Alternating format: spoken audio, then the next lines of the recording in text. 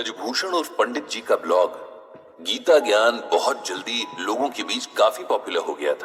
ये ब्लॉग कोई उपदेश देने वाले बाबा जी के उपदेशों का कलेक्शन नहीं था, न ही किसी तरह के तंत्र मंत्र से आपके जीवन की प्रॉब्लम सॉल्व करने की गारंटी देने की बात कहता था। यहाँ पंडित जी सीधे सरल शब्दों में श्रीमद् भागवत गीता के श्लोकों का अर्थ और उन्हें किस तरह असल जिंदगी में उतारा जाए ये बताते थे। पढ़ने वाले उनसे आर्ग्यूमेंट भी करते थे कि यहाँ पर ऐसा क्यों कहा गया है, वैसा क्यों कहा गया है, या ये असल जिंदगी में पॉसिबल है ही नहीं, वगैरह वगैरह। पंडित जी हर सवाल का स्वागत करते हैं क्योंकि सवालों से जवाबों के रास्ते खुलते हैं। कई बार सवाल हमें उस जवाब तक ले जाते हैं जिसे हम न तो पहले सोच पा रहे थे, न किसी बात को देखने का ऐसा नजरिया बना पा रहे थे। ऐसा नहीं था कि पंडित जी का गीता ज्ञान बस उनके ब्लॉग तक ही सीमित था। अभी भी अपने दोस्तों के बीच सुबह शाम की सैर या हर शाम पार्क में जमने वाली बैठक में वे कभी कभार स्पिरिचुअल डिबेट्स कर लेते थे। वहां भी उन सब में अक्सर मतभेद होते, लेकिन मनभेद कभी नहीं। पंडित जी के दोस्तों में एक वर्मा साहब भी थे। उनका शहर में खूब बड़ा कपड़ों का बिजनेस था जिसे अब उनके बेटे संभालते थे। वर्मा साहब ने तो अब खुद को पूजा पाठ और दान पुण्य तक ही सीमित कर लिया था। शहर की कोई धर्मशाला, कोई मंदिर, कोई सरकारी स्कूल ऐसा नहीं था जहां वर्मा साहब की दान की हुई कोई चीज ना हो। ये कैसे पता चलेगा कि कोई चीज वर्मा साहब ने दी है? तो उसके लिए वाटर कूलर, पंखे वगैरह दान की हुई चीजों पर हर दानी की तरह उसका नाम जो लिखा रहता था। रोज शाम की बैठक में वर्मा साहब अपने किए दान पुण्य की बातें करते। ऐसा करने के पीछे उनका शायद कोई स्वार्थ ना हो, बस आदतन कर देते थे। लेकिन बाकी के बुजुर्गों को ऐसा महसूस होता कि वे अपने अगले जन्म के लिए कुछ भी पुण्य नहीं कमा पा रहे हैं। अब सब लोग वर्मा साहब की तरह तो पैसे वाले हैं नहीं, अभी भी घर की जिम्मेदारियों से घिरे हुए हैं, और दान तो कोई तब करे जब फैमिली की जरूरतें पूरी हों। वर्मा साहब की कहानी भी बड़ी इंटरेस्टिंग थी। ऐसा नहीं था कि उन्हें सब कुछ विरासत में मिला हो। उनके पिता की शहर के एक बड़े चौराहे पर एक छोटी सी किराना की दुकान थी, और फैमिली बड़ी थी तो बस गुजर बसर करने वाले हालात थे। वर्मा साहब का मन कभी पढ़ाई में लगा ही नहीं। उन्हें तो बाजार की चहल पहल अट्रैक्ट करती थी। पिता की छोटी सी दुकान पर बैठना उन्हें कभी रास नहीं आया, लेकिन मजबूरी थी।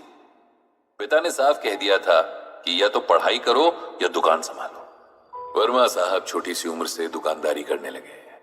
अब 20 साल के युवक हो गए थे और जिंदगी घर और दुकान के बीच ठीक ठाक ही चल रही थी कि एक दिन अचानक उनके पिता चल बसे।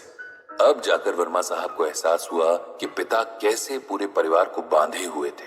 उनके बाकी भाई तो पढ़ाई में बिजी थे और उनकी पढ़ाई के सारे खर्चे इस छोटी सी दुकान पर ही डिपेंड करते थे। इस तरह छोटी सी उम्र में एक तरह से पूरे परिवार की जिम्मेदारियां वर्मा साहब पर आ गईं, और कम उम्र में पड़े बोझ ने उन्हें वक्त से पहले ही सीरियस बना दिया था।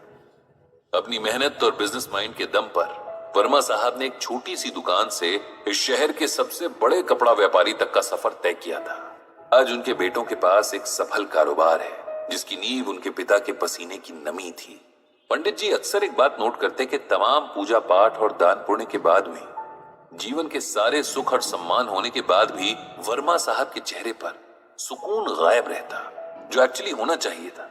हालांकि वो कभी उनसे पूछने की हिम्मत कर नहीं पाए, क्योंकि किसी से जुकाम बुखार की बात पूछना अलग बात है, लेकिन उनके बिना कहे चेहरे से झांकती टेंशन का जिक्र करना, क्या पता सामने वाले को अच्छा ना लगे। धीरे धीरे वर्मा साहब ने पार्क में आना कम कर दिया। पूछो तो बताते कि तबीयत थोड़ी सही नहीं लगती, इसीलिए नहीं आ पाते थे।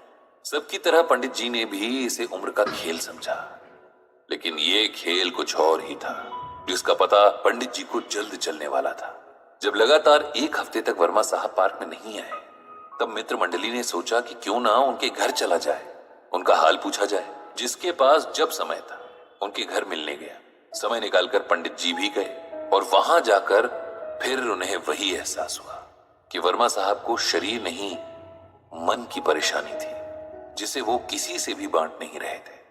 थोड़ा एकांत मिलने पर आखिर पंडित जी ने वर्मा साहब से पूछ ही लिया कि उनकी इस बेसुकूनी की वजह क्या है, क्यों हमेशा उनका मन अशांत सा लगता है, क्या इसके पीछे परिवार या कारोबार की कोई समस्या है।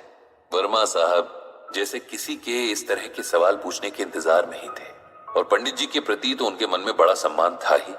जानते थे कि पंडित जी बहुत सुलझे हुए इंसान हैं, सबके मन को समझने वाले और समझाने वाले भी हैं। यार पंडित, मेरा मन हमेशा अशांत रहता है। मैं कितना भी पूजा पाठ करूं, दान पुण्य करूं, लेकिन मुझे शांति नहीं मिलती। मुझे हर वक्त यही लगता है कि मुझसे कुछ कमी रह रही है। मेरी पूजा ईश्वर तक पहुंच नहीं रही है, मेरे दान मेरे अगले जन्मों के लिए पुण्य में नहीं बदल रहे हैं, और मैं सब कुछ करते हुए भी कुछ नहीं कर पा रहा हूं। पंडित जी ने एक लंबी सांस भरी और फिर गीता का ये श्लोक पढ़ा।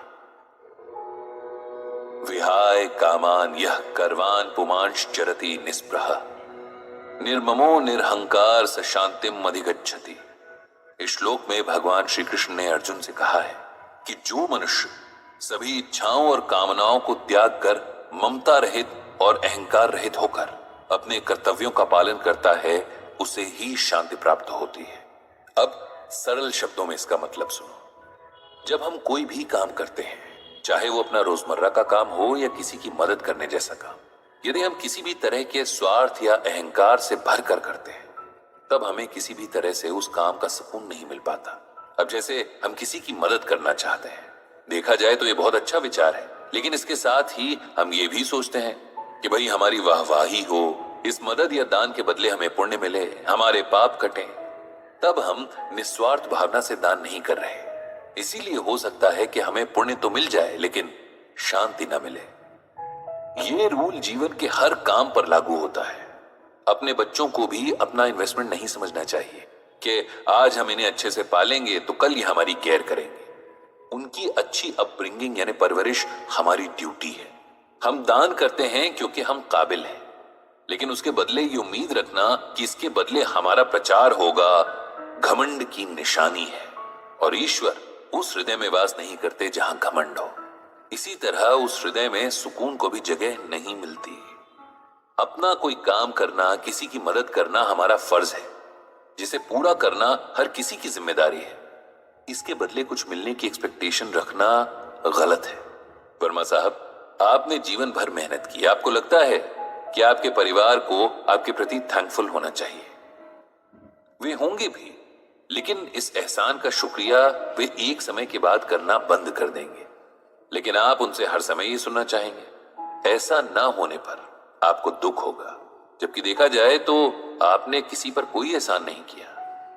आपने जो किया वो परिवार के सदस्य होने के नाते आपकी रिस्पॉन्सिबिलिटी थी। हर कोई अपने परिवार और समाज के प्रति इसी तरह अपनी रिस्पॉन्सिबिलिटी निभाता है। आप पूजा पाठ करते हैं, ये भी उस भगवान के प्रति हमारा फर्ज ही है, जिसने हमें मनुष्य के रूप में जन्म दिया और इस धरती के सभी सुख भोगने का अवसर दिया। अपनी पूजा का प्रदर्शन करके भी हम उस सुख से हाथ धो बैठते हैं। इसीलिए कोई भी काम बिना घमंड और सेल्फिशनेस के किया जाना चाहिए, तब मन पर किसी तरह का बोझ नहीं होता। हम जानते हैं कि हमने अपना काम अच्छे से किया है, बाकी उसका फल जो भी मिले उसे ईश्वर और किस्मत पर छोड़ देना चाहिए। वर्मा साहब को अब समझ में आ रहा था कि कहीं न कहीं उन्होंने आज तक जो भी किया उसमें उनका एक स्वार्थ जरूर रहा। लोगों द्वारा उनके एफर्ट्स को स्वीकारे जाने, उनका गुणगान किए जाने की इच्छा रही, और जब इसमें कहीं कोई कमी दिखी तो उनके मन का सुकून छिन गया। गीता के इस ज्ञान ने मेरी आंखें खोल दी हैं। मुझे समझ आ गया है कि शांति की राह बिना किसी अहंकार और स्वार्थ के किए काम में है। उनके चेहरे पर अब थोड़ा सुकून झलकने लगा था, देर आए दुरुस्त आए वाला सुकून।